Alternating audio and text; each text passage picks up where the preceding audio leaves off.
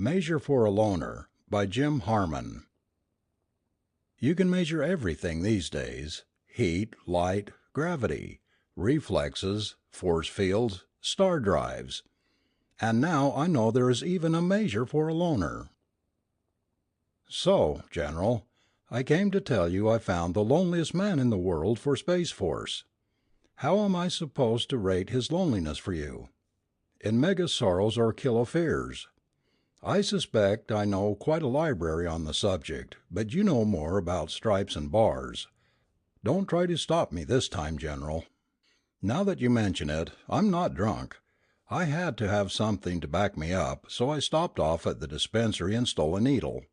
I want you to get off my back with that kind of talk. I've got enough there, and it bends me over like I had bad kidneys. It isn't any of King Kong's little brothers. They overrate the stuff. It isn't the way you've been writing me either. Never mind what I'm carrying. Whatever it is, and believe me, it is, I have to get rid of it. Let me tell it, for God's sake. Then for security's sake? I thought you would let me tell it, General. I've been coming in here and giving you pieces of it for months now, but now I want to let you be drenched in the whole thing. You're going to take it all. There were the two of them, the two lonely men, and I found them for you. You remember the way I found them for you. The intercom on my desk made an electronic noise at me, and the words I'd been arranging in my mind for the morning letters splattered into alphabet soup, like a printer dropping a prepared slug of type. I made the proper motion to still the sound. "Yes," I grunted. My secretary cleared her throat on my time. "Dr. Thorne," she said, "there's a Mr. Madison here to see you. He lays claim to be from the Star Project." "He could come in and file his claim," I told the girl. I rummaged in the wastebasket and uncrumpled the morning's facsimile newspaper. It was full of material about the Star Project. We were building man's first interstellar spaceship. A surprising number of people considered it important. Flipping from the rear to page 1, Wild Bill Starr in the comics, who had been blasting all the way to 41st Subspace Universe for decades, was harking back to the good old days of man's first star flight, which he had made himself through the magic of time travel. The editor was calling the man to make the jaunt the Lindbergh of space, and the staff photographer displayed a still of Space Force pilot in pressure suit up front with his face blotted out by an airbrushed interrogation mark. Who was going to be the Lindbergh of space? We had used up the Columbus of space, the Magellan of space, the Van Wyck of space. Now it was time for the Lone Eagle, one man who would wade out the light years to Alpha Centauri. I remembered the first Lindbergh. I rode a bus 50 miles to see him at an Air Force Day celebration when I was a dewy-eared kid.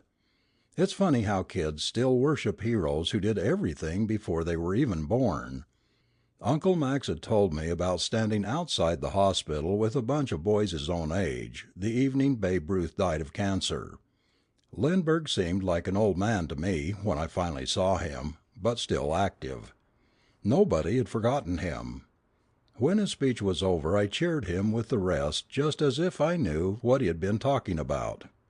But I probably knew more about what he meant then as a boy than I did feeling the reality of the newspaper in my hands. Grown up, I could only smile at myself for wanting to go to the stars myself. Madison rapped on my office door and breezed in efficiently. I've always thought Madison was a rather irritating man. Likeable but irritating. He's too good-looking in an assuming masculine way to dress so neatly. It makes him look like a mannequin. The polite way of his using small words slowly and distinctly proves that he loves his fellow man, even if his fellow always does have less brains or authority than Madison himself. That belief would be forgivable in him if it wasn't so often true. Madison folded himself into the canary-yellow client's chair at my direction, and took a leather-bound pocket secretary from inside his almost too snug jacket. "Dr. Thorne," he said expansively, "we need you to help us locate an atavism." I flicked a professional smile, no. Threw at him lightly. I'm a historical psychologist, I told him. That sounds in my line. Which of your ancestors are you interested in having me analyze? I used the word atavism to mean a reversion to the primitive. I made a pencil mark on my desk pad. I could make notes as well as he could read them. "Yes, I see," I murmured. "We don't use the term that way. Perhaps you don't understand my work. It's been an honest way to make a living for a few generations, but it's so specialized it might sound foolish to someone outside the psychological industry. I psychoanalyze historical figures for history books, of course, and scholars, interested descendants, what all, and that's all I do." "What you have done," Madison admitted, "but your government is certain you can do this new work for them. In fact, that you are one of the few men prepared to locate this esoteric, that is, this odd aberration, since I understand you often have to deal with it in analyzing the past. Doctor, we want you to find us a lonely man." I laid my chrome yellow pencil down carefully beside the cream-colored pad. History is full of loneliness. Most of the so-called great men were rather neurotic, but I thought, Madison, that introspection was pretty much a thing of the, past. The government representative inhaled deeply and steepled his manicured fingers. "Our system of childhood psycho-conditioning succeeds in burying loneliness in the subconscious so completely that even the records can't reveal if it was ever present." I cleared my throat in order to stall, to think. "I'm not acquainted with contemporary psychology, Madison. This comes as news to me. You mean people aren't really well adjusted today, that they have just been conditioned to act as if they were?" He nodded. "Yes, that's it. It's ironic. Now we need a lonely man and we can't find him." "To pilot the interstellar spaceship?" "For the Evening Star, yes," Madison agreed. I picked up my pencil and held it between my two index fingers. I couldn't think of a damn thing to say. "The whole problem," Madison was saying, "goes back to the early days of space travel. Men were confined in a small area facing infinite space for measureless periods in freefall. Men cracked, and ships, they cracked up. But as space travel advanced, ships got larger, carried more people, more ties and reminders of human civilization. Pilots became more normal." I made myself look up at the earnest young man. "But now," I said, "now you want me to find you an abnormal pilot who is used to being alone, who can stand it, maybe even like it?" "Right." I constructed a genuine smile for him for the first time. "Madison, do you really think I can find your man when evidently all the government agencies have failed?" The government representative pocketed his notebook deftly, then spread his hands clumsily for an instant. "At least, Doctor," he said, "you may know it if you do find him." It was a lonely job to find a lonely man, General, and maybe it was a crooked job to walk a crooked mile to find a crooked man. I had to do it alone. No one else had enough experience in primitive psychology to recognize the phenomenon of loneliness, even as Madison had said. The working conditions suited me. I had to think by myself, but I had a comfortable staff to carry out my ideas. I liked my new office and the executive apartment the government supplied me. I had authority and respect, and I had security. The government assured me they would find further use for my services after I found them their man. I knew this was to keep me from dragging my tracks, but nevertheless I got right down to work. I found Gordon Maverick exactly 5 weeks from the day Madison first visited me in my old office. "Of course, I planned the whole thing, Dr. Thorne," Gordon said crisply. I knew what he meant, although I hadn't guessed it before. He could tell it to me himself, I decided. "Doesn't seem too much to brag about," I said. "Anybody who can make up a grocery list should be able to figure out how to isolate himself on Seal Island." He sat forward, a lean Viking with a hot Latin glance, very confident of himself. "I reckoned on you locating me, on you hustling me back to pilot the Evening Star.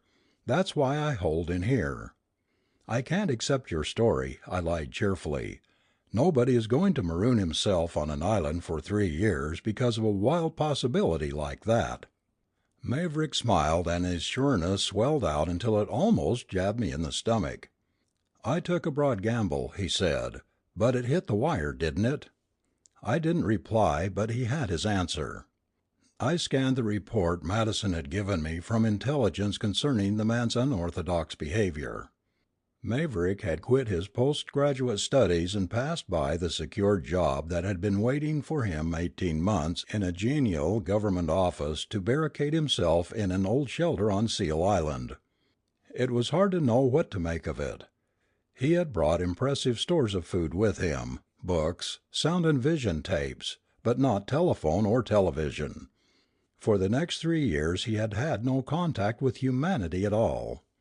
And he said he had planned it all. "Sure," he drawled, "I knew the government was looking for somebody to steer the interstellar ship that's been gossip for decades. That job," he said distinctly, "is one I would give a lot to settle into." I looked at him across my unlittered brand new desk and accepted his irritating blond masculinity, disliked him, admired him, and continued to examine him to decide on my final evaluation. "You've given 3 years already," I said, examining the sheets of the report with which I was thoroughly familiar.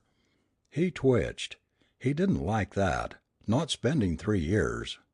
It was spendthrift, even if a good buy. He was planning on winding up somewhere important, and to do it he had to invest his years properly.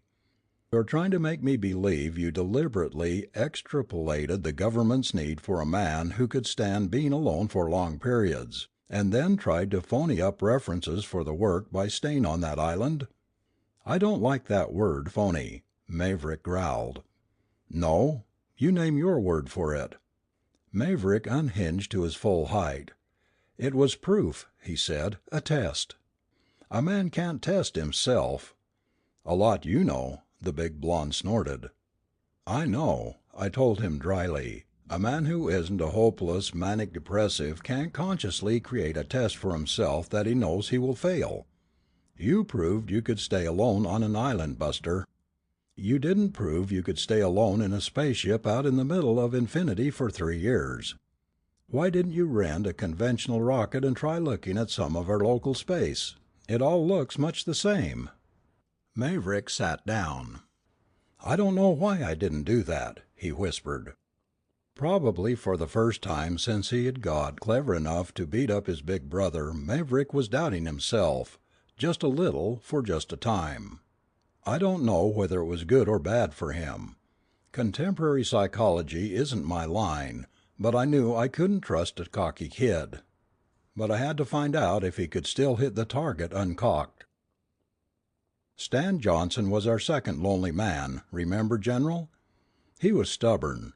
I questioned him for half an hour the first day, 2 hours the second, and on the third I turned him over to Madison. Then as I was having my lunch I suddenly thought of something and made steps back to my office. I got there just in time to grab Madison's bony wrist.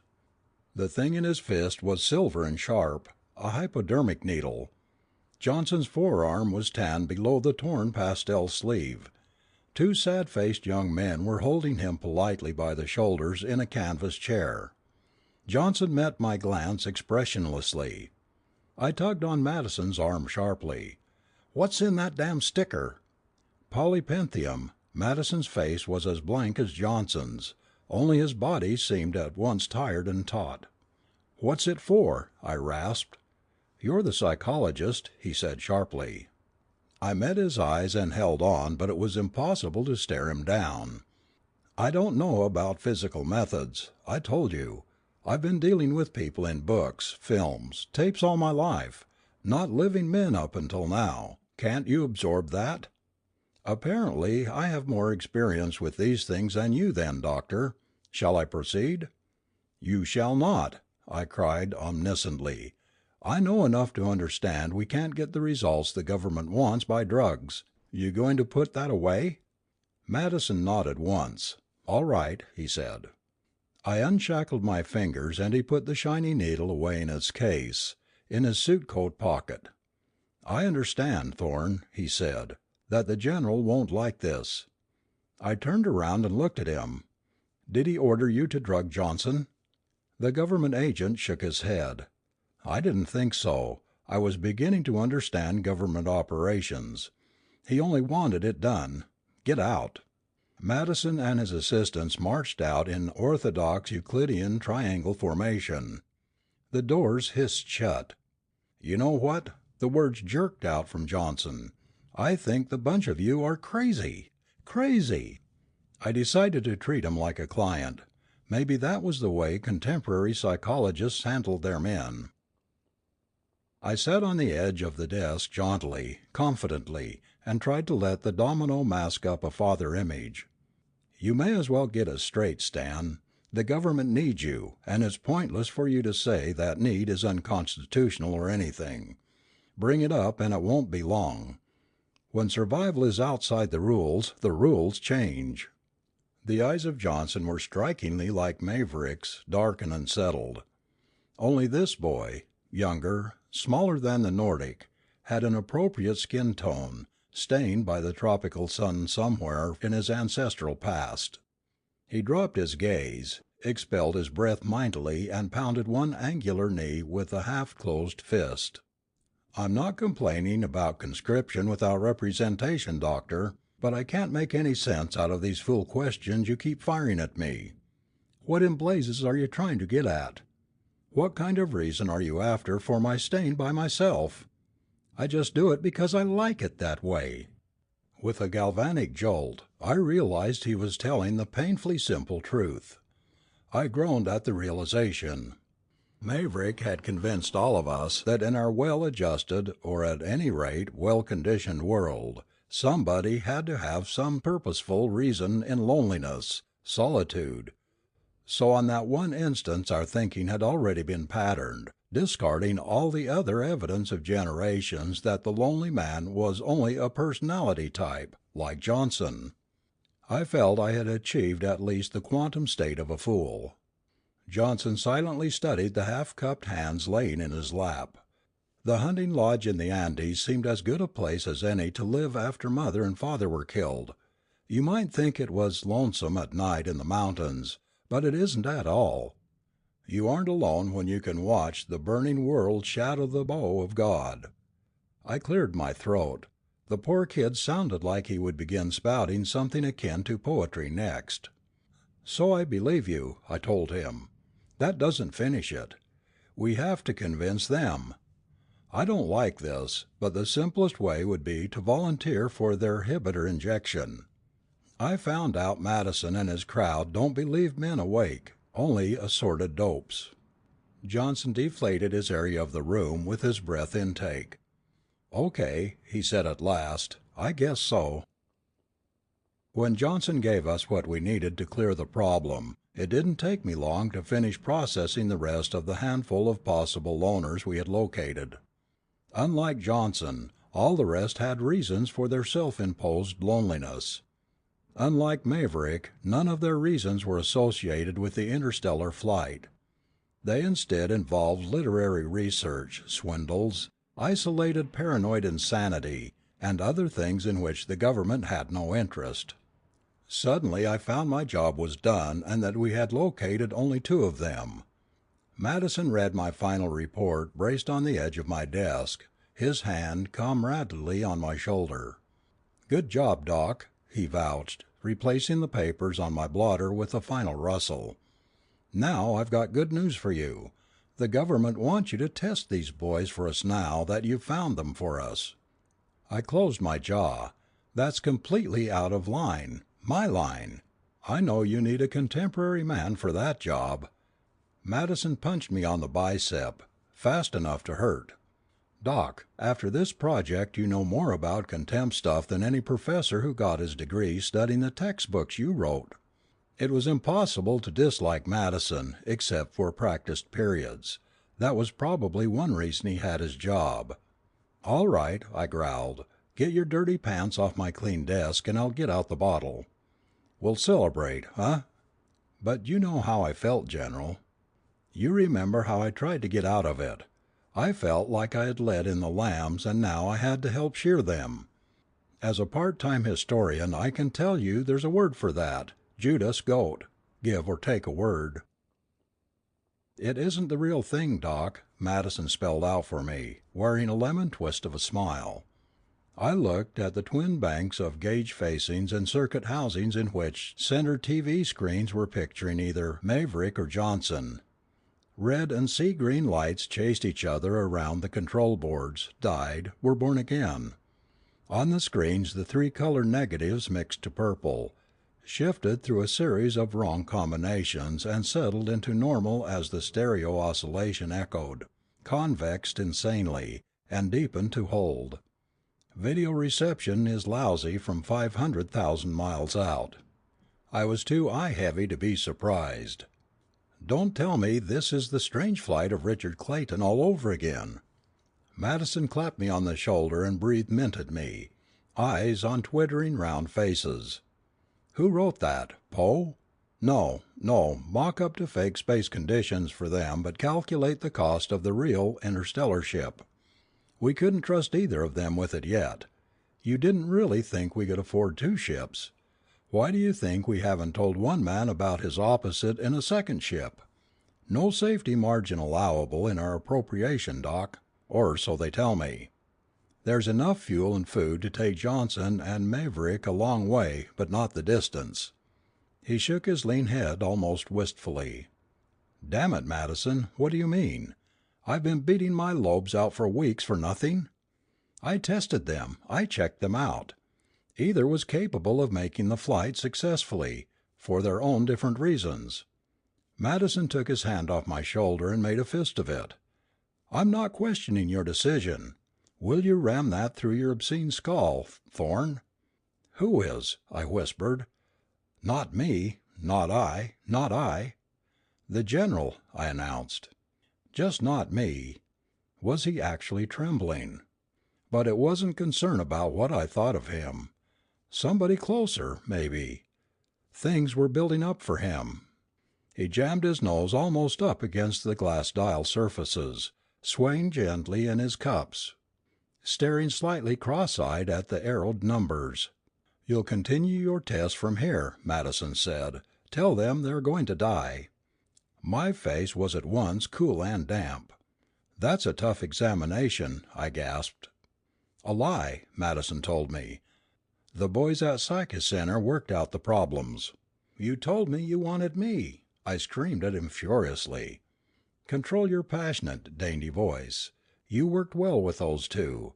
The experts could work through you better." "Right through me, like a razor blade through margarine," I said. "It's not fair." "No, it's science. Psychology is a science, not an art." "Don't damn me. I'm not the inventor," Madison continued. "I'm one of them," I murmured. "But I'd just as rather you didn't blame me either." Madison punched the button for me with a palsied, manicured thumb. "Guess what, Maverick?" I said viciously. "You're going to die." "What the blazes are you babbling about?" the blonde doll snapped at me from the box of the video screen. I scanned the type, stiff-backed idiot prompters Madison shoved into my fist. "It's true. You can't get out alive." "What's happened?" His face perfectly blank. "Nothing out of the ordinary," I said. "They have just informed me it was planned this way. It wasn't possible to build a round-trip ticket yet.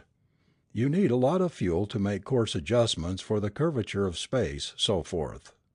The radio will send back your reports on the Alpha Centaurian planets. Undoubtedly, by all rules of probability, they won't support life without a massive equipment. They suckered me too, Maverick. I swear. You turning back?" "No," he said almost immediately. "I thought you were after the rewards, trained to get them. You won't be able to enjoy them posthumously."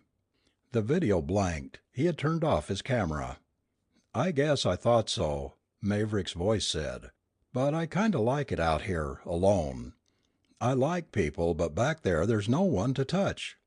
They smother you, but you can't reach them. I can't do anything better back there than I can do here." Madison got a bottle and he and I got sloppily drunk. leaning on each other, singing innocently obscene songs of our youth. The technicians, good government men, were openly disgusted with us. 2 hours after we had contacted Maverick, I left Madison snoring on the desk and lurched to the control board, bunching my soiled shirt at the throat with my hand. I called Johnson. "Going to die, Johnson. Tricked you. Can't get back, Johnson. Not ever. No fuel. Ha! You can't ever go home again, Johnson. Like that, you damned runny-nosed little poet?" His dark face worked weakly. Ha! He sure as thunderation didn't like it. He asked for the bloody details and I fed them to him. "Turning back, aren't you?" I jeered. "I just wanted a place and time for thinking," he said, "across the solar system. But I'll die, and I don't know if you can dream in death." "Just what I thought," I sneered. "I'm not turning back," he said slowly. "People need me. I've got a job to do, haven't I? Haven't I?" "No!" I screamed at him. "You're just using that as an excuse to kill yourself. Don't try to tell me you're not weak. Don't you try to make me think you're strong. Hear me, Johnson? Hear me?" But he couldn't hear me. One of the government technicians had broken the contact before that last spurt. "This is good," Madison said, pawing fuzzily at his pocket. "Really good." I studied the 3 or 4 watch dials wobbling up and down my elongated wrist. They seemed to say it was almost sunrise. I leered at Madison. Yeah, what is it? Huh? He shoved a crumpled card into my lax fingers. "Now," he said, "now tell them." Yeah. "Tell them the whole thing is useless." My stomach retched dryly, grinding the sober pills to dust between its ulcerating walls. "Maverick," I said to the empty video tube, "they made a mistake. They underestimated the curvature. You can't reach Alpha Centauri. You can't correct enough. Free space is all you'll hit. Ever. You may as well come home." The voice came out of nowhere, from nothing. "I don't want to come back. I like it here. This is what I've always been trying to get, and I never knew it." Madison grabbed my arm with pronged fingers. "Shut up, Doc. That's just the way the government wants him to be." "Johnson," I said to the creased face on the screen, "they made a mistake. They underestimated curvature. You can't reach Alpha Centauri. You can't correct enough. Free space is all you'll hit. Ever. You may as well come back." Johnson sighed, a whisper of breath across the miles. "I'll keep going. No one has ever been so far out before. I can report valuable things." I stood there. The textbooks report it takes muscular effort to frown, more so than to smile. But my face seemed to flow into the lines of pain so hard it ached without any effort of my will, and I knew it would hurt to smile. "They passed the final test," Madison said at my side. "Tell them it was a test." I would do it for him. I didn't need to do it for myself. I motioned the technician to open both channels. "The ship you are in," I said, with no need to tell them of each other, "is not the real Evening Star. It will not take you to the stars. This has only been a test to credit your fitness to pilot the real interstellar craft of the Star Project. You must return to the lunar satellite. This is a direct order." The 2 screens remained blank. Only the windless silence of space echoed over Johnson's channel. But the tapes later proved that I actually did hear a whispered laugh from Maverick. I faced Madison. "They won't come back. They could have passed any test except the fact that what we put them through was only a test. For their own reasons, they will keep going. As far as they can." Madison took out his notebook and seemed to look for vital information, except that he never cracked the cover. "Of course, we can't get them back if they won't come," he said. "If cybernetic remotes functioned operationally at this distance, we wouldn't have to send men at all." He replaced the pocket secretary and looked at me edgewise, speculatively. I touched his arm. "Let's find another bottle," I said. He stepped back. "You found them. You tested them. You killed them." And the government man walked away and left me standing with a murderer. You see it now, don't you, General? What I'm carrying around on my back is guilt. Not a guilt complex, not guilt fixation, just plain old Abel Cain guilt. In this nice, well-ordered age, I'm a killer and everybody knows it. You see our mistake, General.